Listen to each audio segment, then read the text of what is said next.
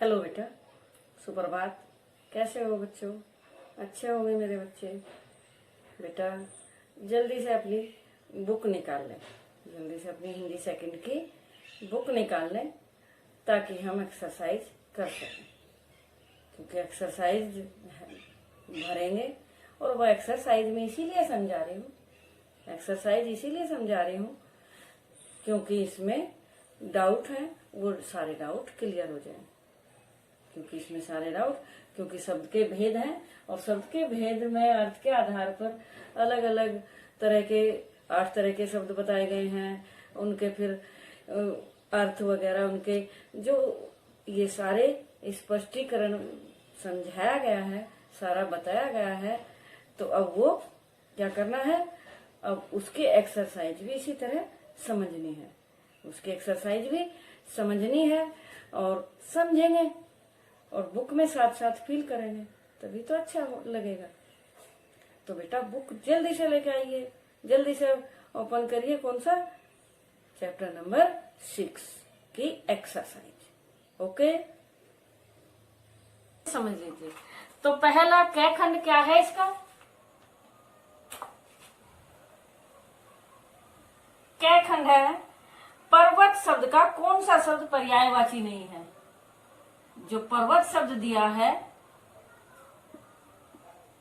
पर्वत शब्द का कौन सा पर्यायवाची नहीं है, पर्यायवाची नहीं है। तो कौन कौन से दिए हुए हैं? पहला पहाड़, दूसरा नग, और तीसरा अंबुधि।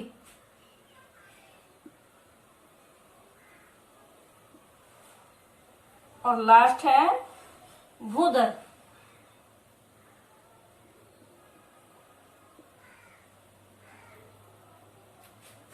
तो अब इसमें कौन सा राइट है, यानी कौन सा पर्यायवाची नहीं है? पहाड़ होता ही है, नग भी पहाड़ी होता है, भूधर भूखो धरने वाला यानी इकट्ठा करने वाला, तो ये भी पहाड़ है। अंबुधि सागर होता है, तो ये पर्यायवाची नहीं है। ये वाला पर्यायवाची इसका पर्वत का नहीं है। क्लियर हो गया? अंबुधि नहीं है। अगला क्या है? अगला है शांत शब्द का सही विलोम। शांत का सही विलोम क्या है?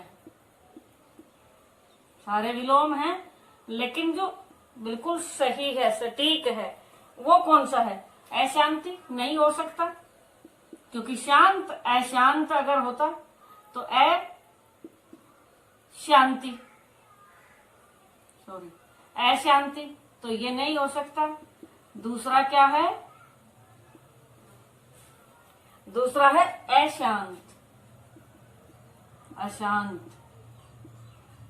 क्योंकि इसी का विलोम। तो ये इसका राइट है, अशांत इसका राइट है। शांतनु तो हो ही नहीं सकता और विश्रांत भी नहीं होता, तो इसका शांत का अशांत। आगे वाले मैंने लिखा ही नहीं क्योंकि वो है ही नहीं, तो इसका कौन सा राइट है?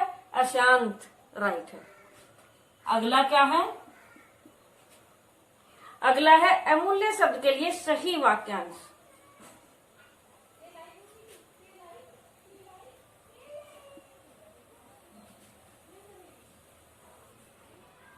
तो अमूल्य शब्द का सही वाक्यांश, अमूल्य का होता है जिसकी कीमत न लगाई जा सके, जिसकी कीमत आंकी नहीं जा सकती, लगाई नहीं जा सकती, वो अमूल्य होता है। जिसकी बहुत ज्यादा कीमत हो तो बहुमूल्य हो जाएगा।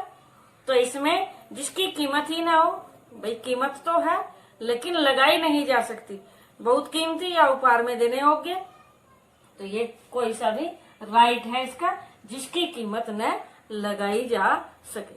अगला क्या है?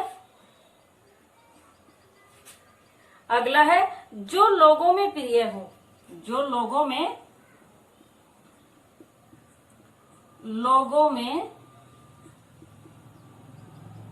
प्रिय हो। प्रिय तो प्रिय है ही, लोगों में जब एक जगह लिखते हैं तो वो लिखते हैं लोक। क्या लिखते हैं? लोक। तो इसका राइट क्या होगा? इसका राइट होगा लोक प्रिय।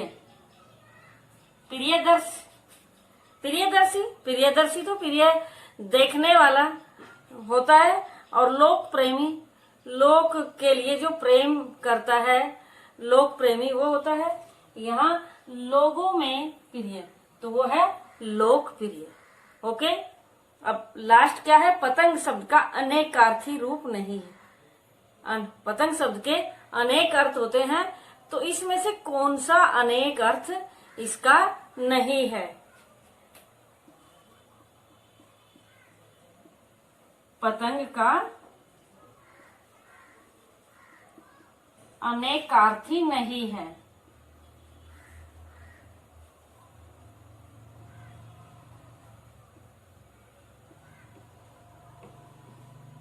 तो कौन सा है? पतंग, सूर्य भी को भी पतंग बोलते हैं। पतंग सूर्य भी होता है, कीड़ा तो होता ही है, पक्षी भी होता है, हाथी नहीं होता है। अनेकार्थी इसका क्या? हाथी नहीं है। हाथी नहीं है, तो ये राइट है, क्योंकि अनेकार्थी नहीं है। अनेकार्थी को क्या नहीं है? ये अनेकार्थी, इसका अनेक अर्थ वाला इसका यानी नहीं है। पहले एक्सरसाइज कंप्लीट। अब क्वेश्चन नंबर 3, उचित शब्द चुनकर रिक्त स्थान भरिए। हाँ, तो ये है पर्यायवाची भरने हैं, इसमें पर्यायवाची शब्द भरने हैं। तो कंचन का पर्यायवाची शब्द है सोना या चांदी? तो क्या है? सोना। क्या है? यहां आएगा सोना। कंचन सोना का पर्यायवाची शब्द है। वार पर्यायवाची शब्द है दिन का या रात का? तो क्या है? दिन का। वार बोलते हैं दिन को, इसका ये राइट। रवि, रवि का चांद है या सूरज? तो इसका सूरज, तो ये सूरज हो गया। ओके। सिंह तो क्या? शेर, सिंह का शेर। और नरेश का राजा। मंदाकिनी, मंदाकिनी किसको बोलते हैं? यमुना को या गंगा को? मंदाकिनी बोलते हैं गंगा को। ये गंगा का पर्यायवाची शब्द है। तो ये भी क्लियर। साथ साथ भरते रहो अपनी बुक, क्योंकि साथ साथ समझ में भी आ रहे होंगे और साथ साथ भरते भी रहो बेटा। ठीक है। अब अगला क्वेश्चन। अगले क्वेश्चन में क्या है? वाक्य परिवर्तन करने हैं विलोम शब्द के द्वारा। हाँ, तो इसमें क्या करना है? रंगीन शब्दों के विलोम शब्द लिखकर वाक्य दोबारा से लिखने हैं। तो रंगीन ना करके हमने यहां अंडरलाइन कर लिए, तो इसका हाँ, तो इनका विलोम लिखना है। जो रेखांकित है या रंगीन का है, आपकी बुक में रंगीन है जैसे, तो यहाँ रेखांकित कर दिए मैंने। तो इनके विलोम शब्द लिखने हैं और वाक्य दोबारा से बनाना है। तो सूर्य उदय हो चुका है, तो इसका विलोम क्या हो जाएगा? सूर्य अस्त हो चुका था। अब हम बड़ी मात्रा में मसालों का आयात करते हैं, तो इसका क्या हो जाएगा?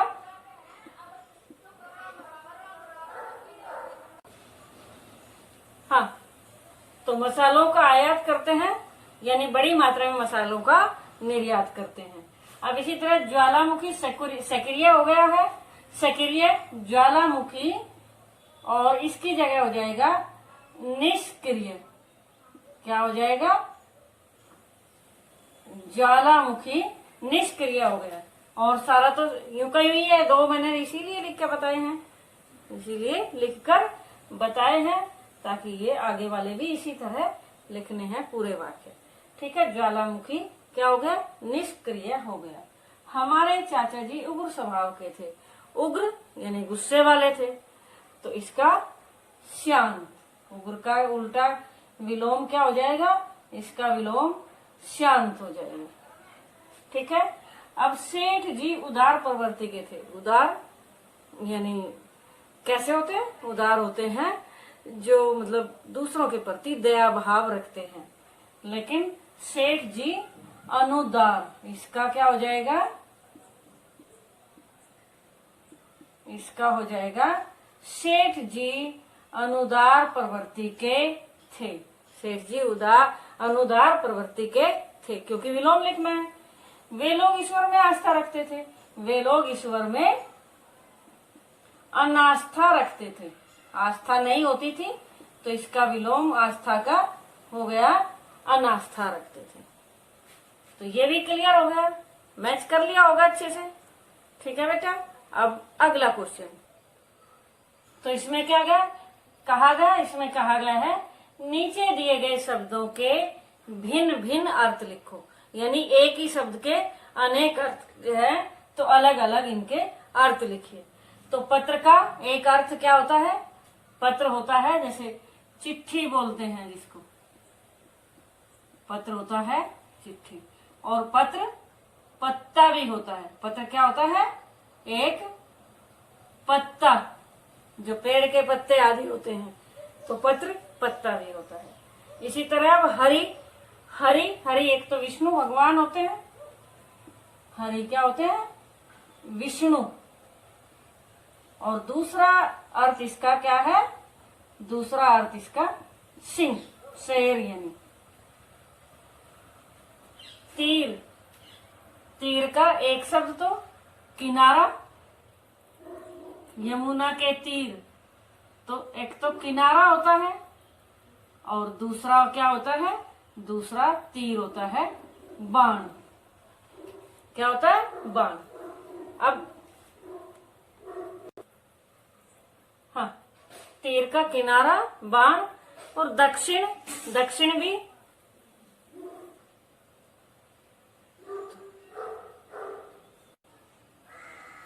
हाँ, तो दक्षिण का क्या बताया था?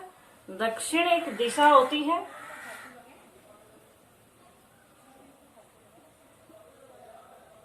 दक्षिण एक क्या होती है? जो उत्तर, पूरब, उत्तर, पूरब, पश्चिम, उत्तर और दक्षिण। तो दक्षिण एक दिशा होती है। और दक्षिण, तो दक्षिण दिशा और दूसरा एक दाहिना हाथ,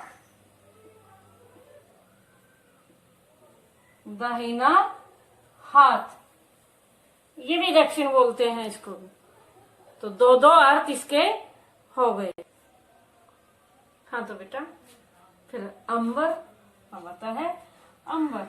अंबर, अंबर का अर्थ, अंबर का अर्थ क्या होता है? एक तो होता है अंबर, आसमान को बोलते हैं। किसको बोलते हैं? आसमान, अंबर जो आसमान है हमारा। और दूसरा अर्थ इसका क्या है? दूसरा अर्थ इसका वस्त्र। दूसरा अर्थ इसका अंबर का भी क्लियर हो गया। अब बचा एक फल।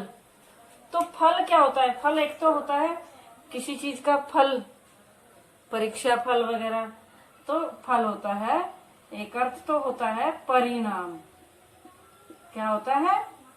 परिणाम। और दूसरा अर्थ होता है यानी फल खरीदे, फल हैं, ये फल रखे हुए हैं, तो एक फल। दूसरा अर्थ क्या है? एक कोई भी फल। इनको दोबारा से क्लियर कर लें। पत्र, पत्र के दो अर्थ हैं। दो अर्थ क्या है? पहला अर्थ है चिट्ठी और पत्र मीन्स पत्ता भी होता है। तो इस पत्र के दो अर्थ क्लियर हो गए। हरि के दो अर्थ विष्णु और सिंह। हरि के दो अर्थ क्या है? विष्णु और सिंह, शेर यानी। तीर के दो अर्थ, एक किनारा और दूसरा बाण। दक्षिण के दो अर्थ, एक दिशा और दाहिना हाथ। अंबर के दो अर्थ क्या हुए, आसमान और वस्त्र। फल के दो अर्थ क्या है, परिणाम और एक फल। तो ये क्लियर हो गया, कर लिया होगा, मैच लिख लिया होगा, अच्छे से लिख लें, दो दो अर्थ बेटा। अब अगली एक्सरसाइज है, नीचे दिए गए शब्दों के सही अर्थ चुनकर लिखिए। नीचे दिए गए शब्दों के सही अर्थ चुनकर लिखने हैं। तो पहला शब्द क्या है, प्रासाद। पहला शब्द क्या है, सॉरी, प्रसाद। प्रसाद। तो इसके अर्थ क्या क्या बताए हैं, एक बताया है कृपा और दूसरा महल। तो दो अर्थ बताए हैं। प्रसाद, तो इसका सही अर्थ क्या है, इसका सही अर्थ महल जो होता है, हाँ, तो प्रसाद का अर्थ महल और कृपा। तो कौन सा अर्थ है, प्रसाद, प्रसाद होता है जो कृपा, जो भगवान को भोग आदि लगाते हैं और उसके बाद वो भेंट लेते हैं, तो वो कृपा होता है। क्या होता है वो कृपा होता है। तो इसका अर्थ ये वाला है, इसका अर्थ क्या है, कृपा है। महल क्या होता है, प्रासाद। वो क्या होता है, महल, प्रासाद। आ की मात्रा अगर होती तो होता वो महल। ख है प्रताप। प्रताप, इसका अर्थ क्या क्या बताया, प्रभाव और दुख। प्रभाव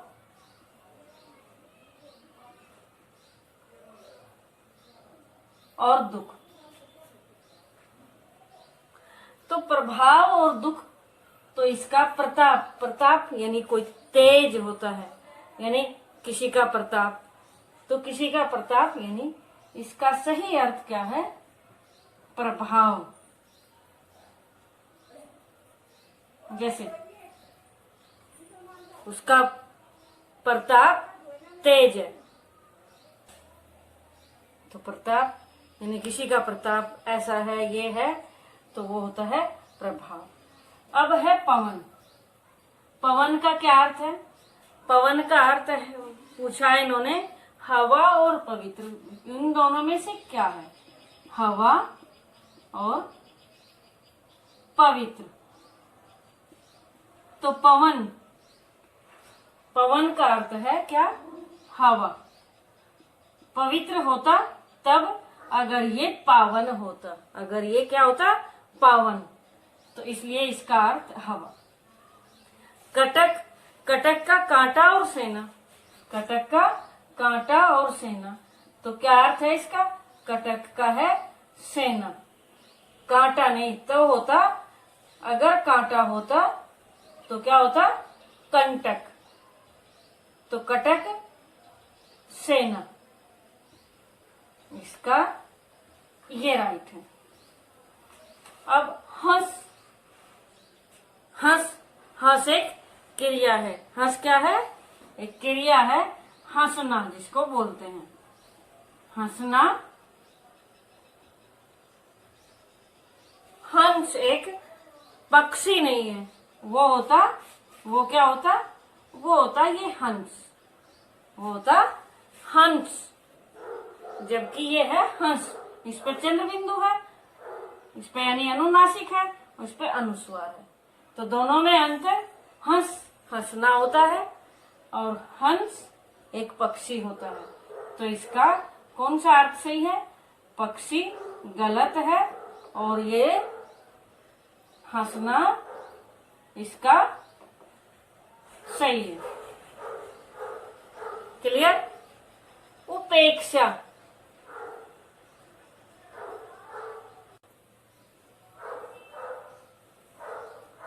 लापरवाही, उपेक्षा है लापरवाही।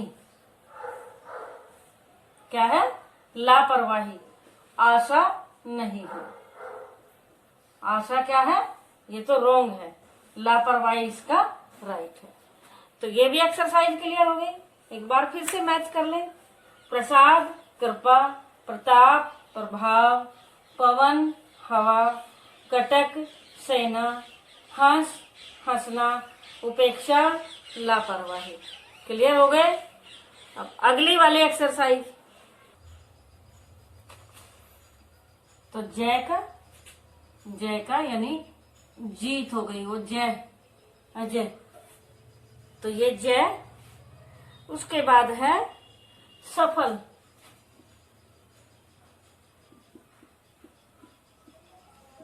सफल जो इसका अर्थ है फल युक्त। इसका अर्थ क्या हुआ? फल युक्त। और अगला क्या है? मान। मान का अर्थ है प्रतिष्ठा। प्रतिष्ठा, गौरव। मान क्या होता है? प्रतिष्ठा, गौरव। अगला क्या है? ग्रह। ग्रह, अगर ग में रैन पदेन वाला होता, ये री वाला है, पदेन वाला होता तो ग्रह तारे, और ये है, इसका अर्थ है घर। ग्रह का अर्थ क्या है? घर। और इससे अगला क्या है? प्रमाण। प्रमाण का अर्थ है सबूत, सर्टिफिकेट। और इससे अगला च ग्रह भी आ गया। ये ग्रह, इसका अर्थ हो गया तारे आदि। क्या हो गया? तारे आदि। और इससे अगला क्या है? इससे अगला है प्रणाम। इससे अगला प्रणाम। प्रणाम क्या होता है? प्रणाम होता है जिसको हम नमस्कार बोलते हैं, अभिवादन। प्रणाम क्या होता है? नमस्कार। और इससे अगला क्या है? आय। आय का अर्थ क्या है? आमदनी। जो पैसा होता है, आय कितनी है, आमदनी। इससे अगला क्या है? मात्र। री वाला रह है, तो मात्र का अर्थ है मात्र। मात्र, एक होता है मात्र, मात्र, तय और रे। तय आधा और रे होता है, पदेन वाला रे। ये है मात्र। मात्र यानी री। मात्र, मात्र का अर्थ होता है माता। मातृ का अर्थ क्या होता है? माता। दोनों में अंतर है। ठीक है बेटा। अब इससे आगे है अगला, ये क्या है? ये बोलते हैं इसको। ये क्या है? इसका है, ये शब्द क्या है? यह है आयु। आयु का अर्थ है उम्र। इसकी उम्र क्या है? इसकी आयु कितनी है? और जय जय, ये इसके बाद क्या आता है? इसके बाद आता है ट। और ट में क्या है? ट का शब्द क्या है? ये आ गया मात्र। जो भी मैं बताया था, मात्र। इसका अर्थ क्या है? केवल। इसका अर्थ देखो, इस मात्र का माता, दोनों में अंतर। इस मात्र का केवल, मात्र यही बचा है। हाँ, तो ये भी हो गया। और लास्ट क्या है? लास्ट है कुल। लास्ट कुल। कुल का अर्थ यहाँ कुल योग भी होता है, टोटल भी होता है, लेकिन यहाँ कुल वंश। ओके, ये वाला भी क्वेश्चन क्लियर। अब क्वेश्चन नंबर 8, वाक्यांशों के लिए एक शब्द लिखिए। क्या है? वाक्यांशों के लिए एक शब्द लिखिए। वाक्यांशों के लिए एक शब्द, केवल इसके आंसर ही बता देती हूँ। तो जो बिना वेतन के काम करे अवैतनिक, जो बिना वेतन के काम करे अवैतनिक, जहां पहुंचा न जा सके, पहुंचना यानी जाना, तो वो दुर्गम, और जो सब जगह व्याप्त हो, सब जगह व्याप्त हो, वो सर्वव्यापी। जो पहले कभी न हुआ हो, जो पहले कभी न हुआ हो, ये होता है अभूतपूर्व। जो पहले कभी नहीं हुआ तो ये होता है अभूतपूर्व। ओके, तो जो पहले कभी न हुआ अभूतपूर्व। जो सब कुछ जानता हो, जो सब कुछ जानता हो, वो होता है सर्वज्ञ। सब कुछ जानने वाला सर्वज्ञ। शब्दों का भंडार है जिसमें, शब्दों का भंडार है जिसमें डिक्शनरी, डिक्शनरी इंग्लिश का शब्द है, तो हिंदी का क्या है? शब्दकोश। क्या है? शब्दकोश। कोश यानी ये वाला से, षटकोण वाला से नहीं, शब्दकोश। तो ये क्लियर हो गए। अब इससे अगला क्या है? वाक्यांश के स्थान पर, वाक्यांश के स्थान पर जो प्रयोग किया जा सके उस पर सही का चिन्ह लगाइए। यानी वाक्यांश के लिए एक शब्द के लिए निशान लगाइए। हाँ, तो जो पहले जो ऊपर कहा गया हो, इसके लिए सही शब्द क्या है? उपरयुक्त। सही शब्द है इसका उपरयुक्त। तीनों में से उपरयुक्त सही है। जिसे जीता न जा सके, इसका सही क्या है? वाक्यांश के लिए एक शब्द अजेय। जो जिसका कोई अर्थ न हो, जिसका कोई अर्थ नहीं होता, तो वो कैसा शब्द होता है? निरर्थक। जिसका कोई अर्थ न हो, निरर्थक। जो पहले कभी न हुआ हो, अभी बताया था, तो ये है अभूतपूर्व। क्या है? अभूतपूर्व। दोपहर से पूर्व का समय, यानी दोपहर से पहले का समय, ये होता है पूर्वाहन। पूर्वाहन। भाषण देने वाला, भाषण देने वाला क्या होता है? भाषण देने वाला होता है वक्ता, बोलने वाला। भाषण देने वाला वक्ता, बोलने वाला। अब लास्ट क्वेश्चन बचा, जल्दी से ये भी। हाँ, तो शब्द युग्म क्या होते हैं? जो दो शब्द एक साथ लिखे जाते हैं, जिनके बीच में योजक चिन्ह आता है। तो इनके शब्द युग्मों के प्रकार बताए थे आपको, तो शब्द युग्मों के प्रकार लिखने हैं। तो शब्द युग्मों के प्रकार क्या है? ये हैं विलोम शब्द वाले। ये क्या है? विलोम शब्द वाले। मारपीट, ये हैं समानार्थी।